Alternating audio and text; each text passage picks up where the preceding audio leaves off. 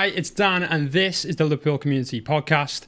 And joining me right now on my first ever episode is Beale, your director of Big Condo Academy and an artist in your own right. Tell us a little bit about your journey as an artist. Where did it begin for you? Blimey, mate, how far back do you want to go? I'm getting long in the tooth now. Back really to sort of the early 90s is when I started music in a serious way. But it's never been my only job. I've always had to have a job to back it up, obviously, in a career. But my music has been the most important thing in my life, you know. And you've sort of been working with the other artists in the scene and supporting them. How's that sort of influenced you at all as an artist, if it has? Yeah, massively, yeah. And to see the young talent and work with young talent the way that we do, or I do now in Liverpool is literally, I think, when we spoke before, I've said this before, it's a dream come true, Dan, you know. Something I never expected would happen as a Brummie Beatles fan, massive Beatles fan. And to be fair, fan of all the subsequent bands that have come through, Teardrop Explodes, Echo and the Bunnymen, the Lars, you name it. I've been a huge fan of the Liverpool scene for decades. What was it about the Liverpool scene that sort of drew you in? Well, first of all, of course, it was the Beatles. I was only a little kid then. And my first brush really with the Beatles was my mum took me and my older sister to see A Hard Day's Night at the Pictures. That's how old I am. But it was like I was 5 years old. It was like overwhelming almost. But it just, it burnt itself on my psyche, I think. So, yeah, huge fan. Got everything they ever recorded and more probably. And so it's really they shaped my musical taste in a huge way. All about melody, upbeat, positivity, and deep thought and stuff like that. So I love harmony. I love harmonies in music, and I think that's followed through in the Liverpool scene. That's been pretty much a constant in the Liverpool scene. I think that Liverpool sound, it's just unique. And you sort of, I don't want to say you're at the start of your musical journey, but it feels that way because you just not long released your first ever single, Fallen. Talk to us a little bit about that journey. Yeah. It, again, is at this particular time of life, it's just like I never expected it to happen. But thanks to Roy and the team at Big Condo Records, I've been given that opportunity and I'm grasping it with both hands, So, yeah, Falling came out in early April. That was a song that had been written quite a while before that, with my band, who are still back in the Midlands. And it was a moment of great pride to see a track out on a record label. It's just beyond my wildest dreams, really, mate, and I'm just made up, to say the least. If you could describe your music in one word, what would it be? Yeah, I suppose melodic rock, really, but okay. that kind of makes it sound a bit like the Eagles, which it isn't. It's probably like the comparison, though. It's a bit harder edge than that. But yeah, I love it. Melody is crucial to me, but also power. So it carries power, I think, as well. And I think that's because of the certainly in terms of the way that the band developed, the way my co-writer and I worked together. He did most of the backing track, and that would always be a rock-based kind of scenario, and I bring a melody to that, So it kind of became our own sound to a degree, which I think is quite important. But we've been compared to bands like Stone Temple Pilots back in the day, and others it's always a compliment. We just don't try to sound like anybody other than ourselves, and it's been a brilliant journey. Because I know you've performed quite a bit down the years. I've seen you post stuff on socials. Why now being at the right time to sort of release?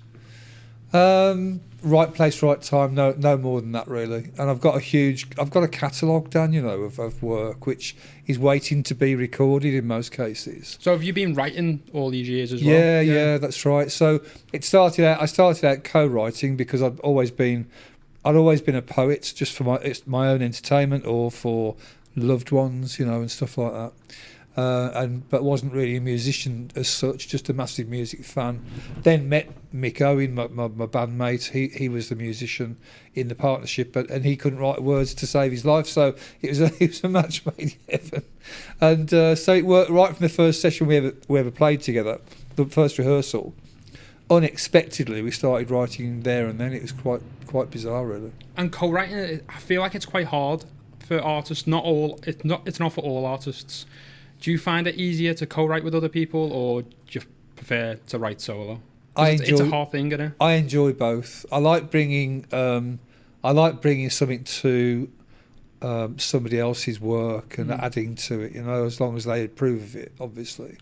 And that worked really well for a long time. But as my musicianship improved then, while the band was running, I then started creating my own stuff. And it was completely different to mix. It was kind of more singer-songwritery. And I would always, for example, always use an acoustic I always still do use an acoustic guitar to compose with. And the first few, I thought, I can't take that in. They're going to hate it, it's not going to work. But then I eventually found something, and I thought, this is actually pretty good.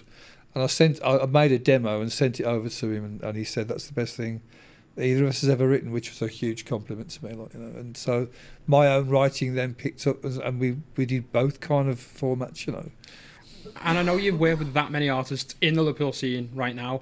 What's your sort of favourite genre to write in? Because I know you've got the ability to write in multiple. What would you say? Yeah, I think acoustic-led rock is my thing.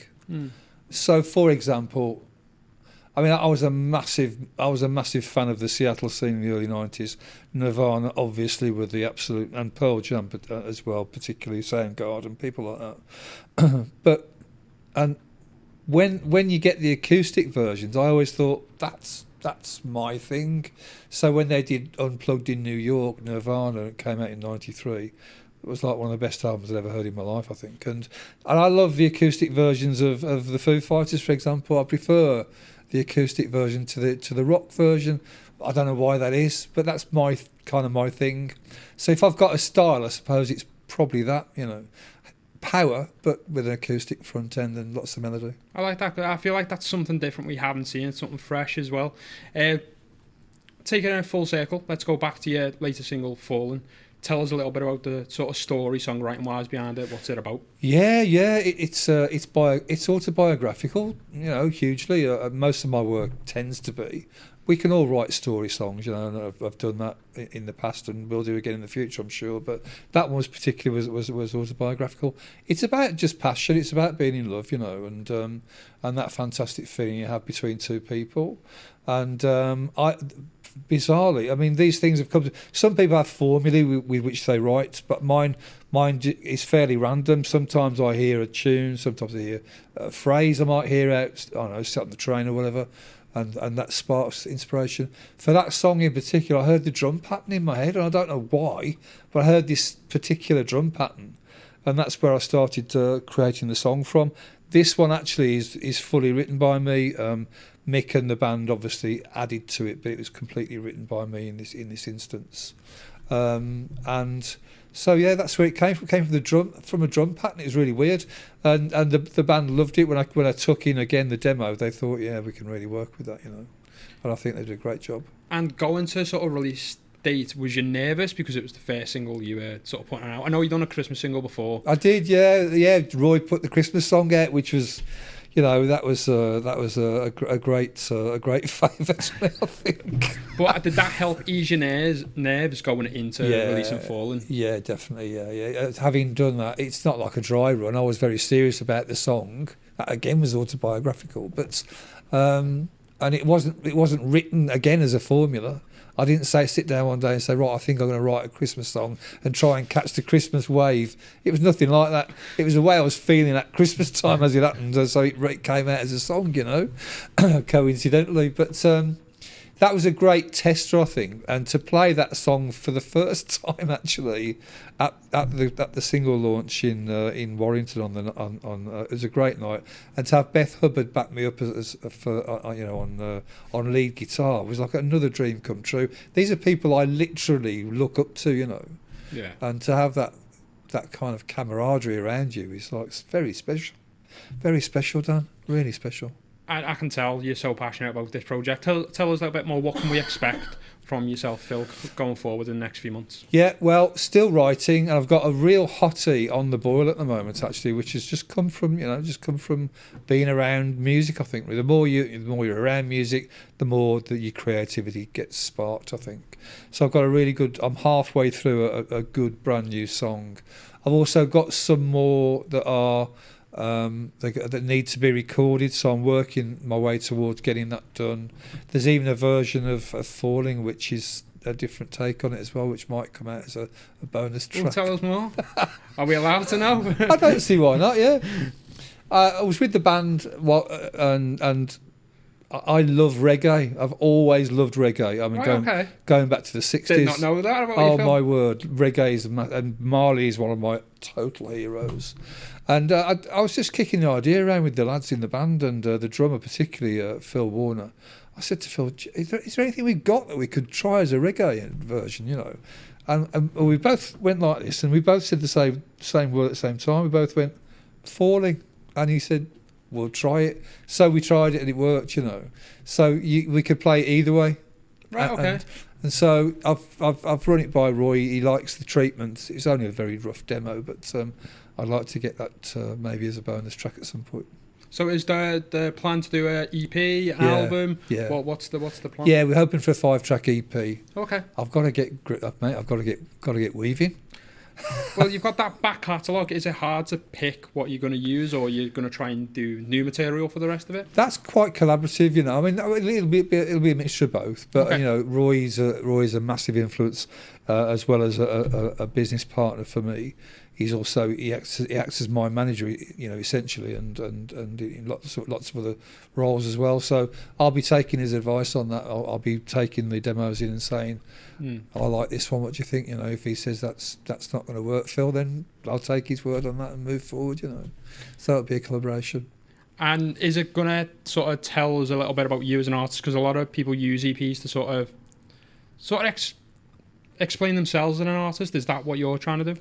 I hope that's how it comes over, yeah. And like I said, really, the majority of my work is autobiographical, so you will get a handle on the sort of person I am, hopefully. I'm really looking forward to it. Is there any artists in the scene, maybe at Big Condo or, you know, further out in the Liverpool scene that you would like to work with? Wow, you know, that's a great question. A lot. I also do some session work, actually, so my bass is actually on quite a lot of the output that Big Condo puts out. Not the majority by any means, but on a proportion of it. And I often hear tracks and think, I want to put the bass on that needs some bass on, you know. So that's happened, and I'm very proud to have been playing that role.